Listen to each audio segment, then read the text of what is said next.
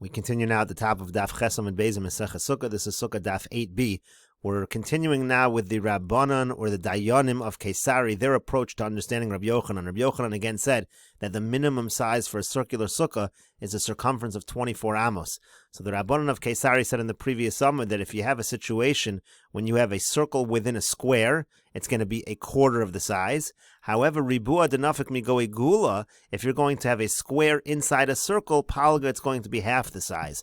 Now Rashi over here explains, if you put a square inside a circle, you're going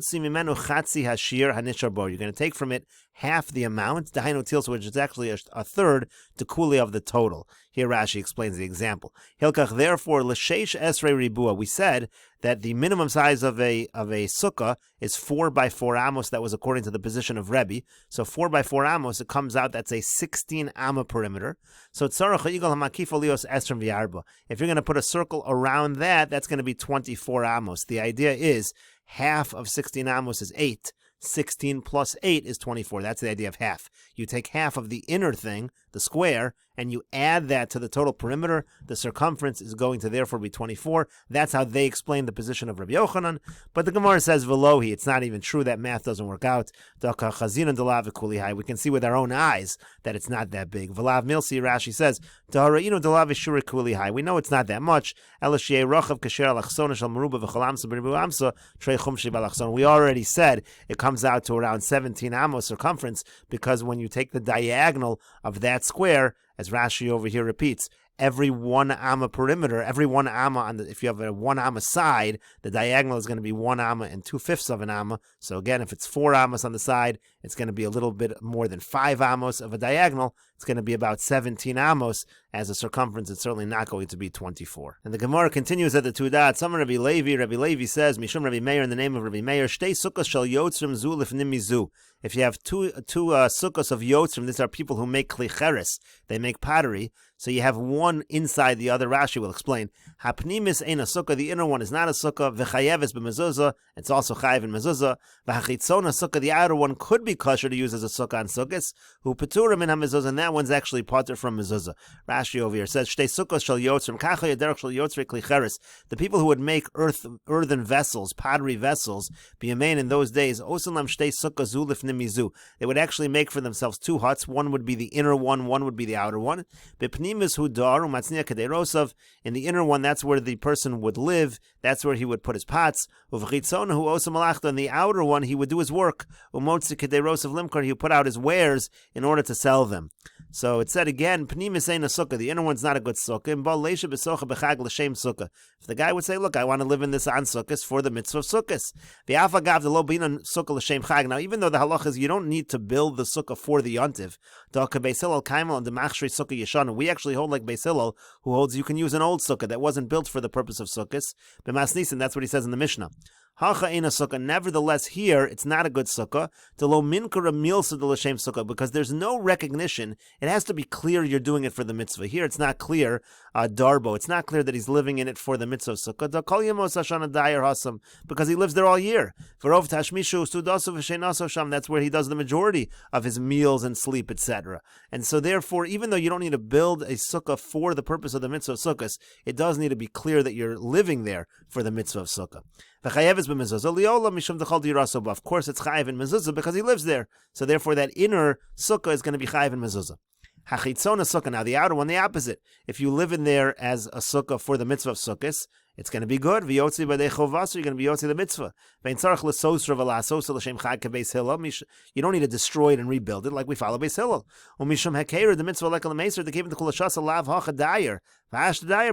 In terms of the heker, it is clear that you're doing it for the mitzvah because you never live in the outer one all year. You're only doing it now for sukkahs. It's clear that it's for the mitzvah. Upeturim in a mezuzah liolim, and it's totally potter from mezuzah. The lav dirahi, because it's not a living quarters. It's just for the merchants to come in, and it's just an entranceway and an exit. It's not a place where people live. And the Gemara continues and asks, but why is this true? The outer sukkah should be like a gatehouse, a gateway to the inner one. And it should be chayev in mezuzah. And Rashi over here says, the kaimulan b'menachos b'akom etzarabba, the chayv mezuzah midrabanan. There's a din rabbanan that a gatehouse is chayv in mezuzah. Again, on the rabbanan level. Beis shah purka b'lash shalafnei abayis. It's basically an entryway into a house. So why isn't it chayv in mezuzah, the outer one? For that reason, and the Gemara answers, mishum de lo kaviyah, because it is not a permanent structure. Rashi says, mishum de lo kaviyah, lo zu v'lo zu, meaning neither one is permanent. The outer one and the inner one, they're both kind of temporary. Davar kavua, they're not permanent structures. Ve'en ha'panimis chashuva lios la beis shar.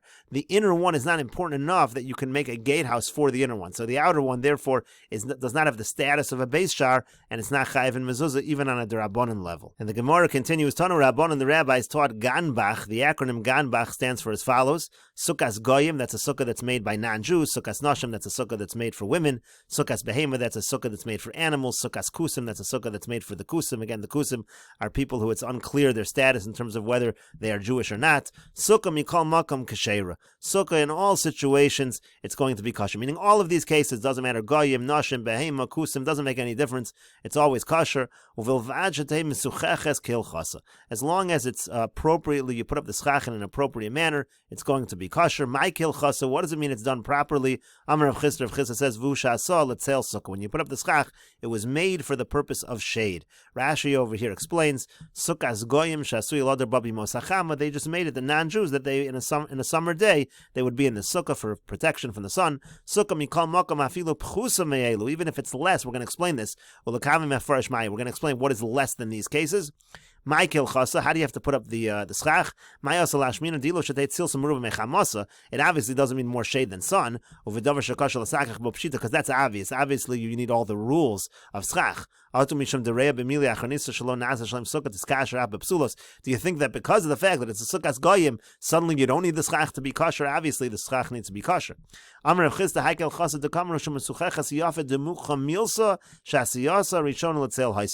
it means is it has to be clear that when they put up the schach, it was for shade, not just for privacy. The Hafagav, the Sukkah L'Shem Chag Lo Ba'inan, even though, as we said before, the Sukkah doesn't need to be built for the sake of the mitzvah, the holiday, L'Shem Sukkah Ba'inan, it doesn't need to be built as a Sukkah, U'Letzel Hu Demikri Sukkah. It's got to be built for shade purposes, Shesocheches Min HaChoriv, that it protects you from the elements. So that's what Rav Chisda is saying. As long as these Sukkahs were built as a protection for the elements, that's going to be kosher. And the Gemara then says, Mikol Makam Le'Suyei Mai. What does that mean when it says Sukkah Mikol Makam? Even something less than these cases is okay. Le'Suyei Sukkahs Rakbash. It comes to include Sukkahs Rakbash. That's another acronym. As the Gemara explains, the Tanu Rabbanan, because the rabbis taught Sukkahs Rakbash. If you have a Sukkahs Rakbash, what is that acronym? Sukkahs Roim, that means, let's say you have a Sukkah for shepherds. Sukkahs Kayotzim, that means for people who are guarding the figs as they're drying in the field. They had a hut. Sukkahs Borganin, that's other kinds of people who guard the fields. They have huts. Sukkahs Shomrei Peiros, again, huts for people who are guarding produce. Sukkah Mikol Makom Kshera. Any kind of sukkah, again, uses the same language, is going to be kosher. It's exactly the same as the other brisa, just a bunch of different cases. Same ending, as long as the schach is done in an appropriate manner. My kilchasa, what does it mean again, kilchasa? Same answer, Amar of Chisda says, Vushasa letzel sukkah, as long as it's made, again, for shade, for protection. So the Gemara says, Mikol Makam Lo Suyei Mai. In this brisa, what is the Mikol Makam coming to include? Le Suyei Sukkahs Ganbach. It's saying that even if it's Ganbach, that's kosher. In other words, Rakbash, and even Ganbach. And the last brisa said Ganbach and even Rakbash. And now the Gemara explains what's going on. Haitana de Ganbach, the first brisa which starts with Ganbach, Alimale Ganbach. Those are considered the stronger, more likely to be kosher cases, mishum de kvi, because those are more permanent structures. These people don't move around as much. Goyim, nashim, all of those cases, behema, those are a little more permanent. V'katana mikol makom, and so that Tana says, and even a mikol makom sukkah leisuye rakbash de lo kvi, includes even the rakbash, which are not as permanent. These are people that travel around. They take down their sukkahs much more often.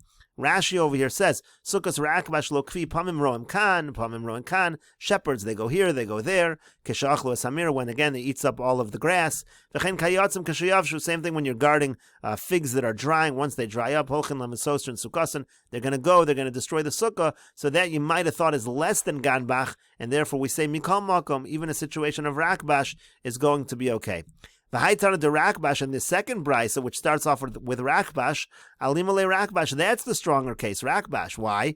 Because all those people, they're regular Jews that are obligated in the mitzvah of Sukkah.